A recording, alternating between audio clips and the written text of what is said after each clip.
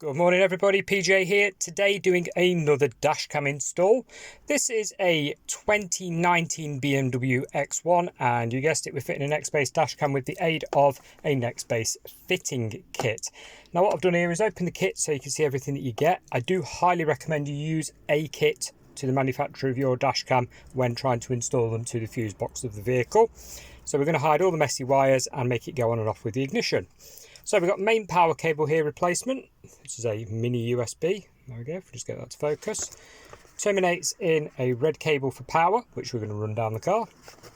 And an earth cable there to put behind a chassis bolt or such like, just to earth it out.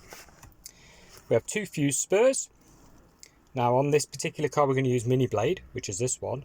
All this does is double up a socket on the fuse box of the vehicle. So we're going to find an accessory position fuse, such as heater blower motor, that type of thing. Nothing critical, no ABS, ECU or anything like that, no airbags. So these are very handy. You pull a fuse out once you've tested, which I'll show you shortly. The fuse here is a 2 or a 3 amp. This normally runs the camera. The slot next to it is where you put your original fuse. You shove this thing in and then there's your power feed, which eventually plugs onto here. Kit comes with two different sizes. This is the older commercial size. We won't be using this one today, not needed. And it comes with this. This is a ferrite filter, and basically what you do is thread your cable through the middle of it, wrap it around the top, back through the middle and out. It's on a hinge. There we go. So you can open it up to do that. I'll show you that very shortly. First things first, let's prepare the cable and I'll show you what I do to do that.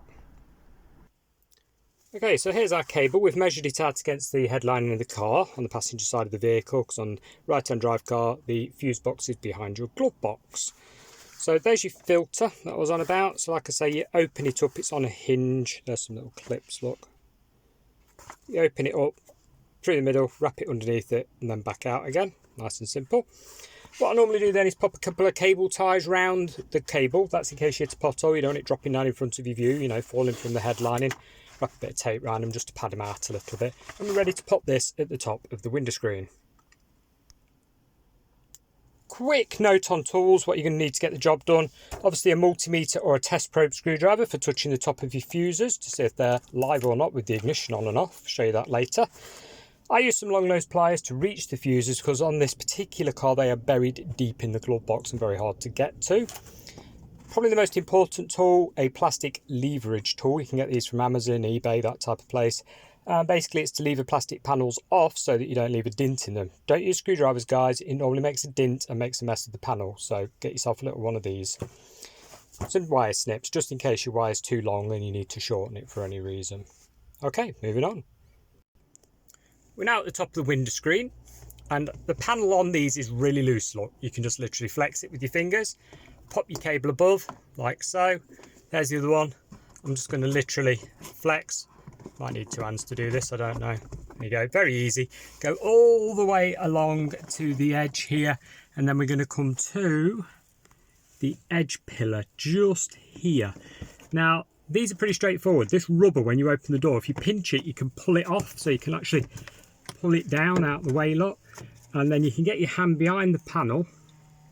Give me some light on this really, couldn't we guys? Let me open the door.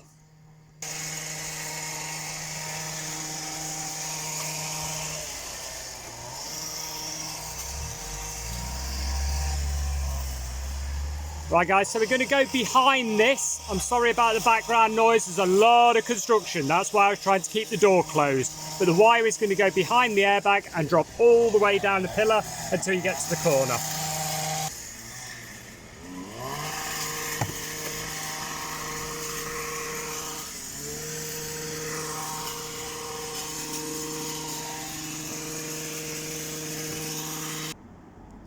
With the panel removed, we've now got access to a really nice earthing area. We're going to remove this 13mm nut here, take it off completely. I'm going to put a little 8mm ring terminal on and we're going to slide that over there with the aid of a washer and tighten it all back up to make a nice secure earthing point.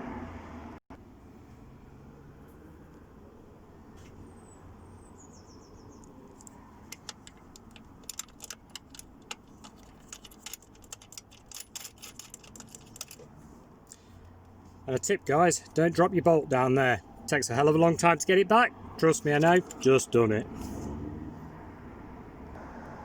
Now we move on to the power cable. Inside your glove box, there's your fuse box, and we're going to remove this trim panel just here to get to it.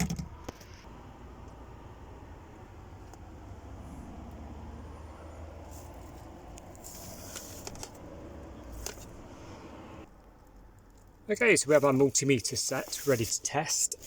Now I do a lot of these cars, so I sort of use the same fuse over and over again in accessory position 1. But if we touch the top of that little 5 amp there, ignition off, 0 voltage. Now if we pop the ignition on, that'll go to 12 volts, which is exactly what we need. An accessory position switched live fuse. Obviously check your own fuse box, because right hand, left hand drive, wherever they're sold, spec etc can vary, but on this particular one I'm using this 5 amp just here. So we're going to turn the ignition on, make sure it's live when it's on. Like I say, I have tested it, I do know it is. And then we're going to pull the fuse off, pull the fuse out when the ignition is off. And there we have the fuse installed in the fuse spur, ready to go. We're now going to plug this in the socket that we've just pulled this fuse from. And there we go guys, there's your power tap, your fuse spur put in. We're now going to test the item. As long as the item powers up okay, you can tidy up all your cabling, pop it behind the panel at the end of the dashboard and reclip everything back together. Okay, quick test guys, power on, ignition on. Give it a sec. There we go.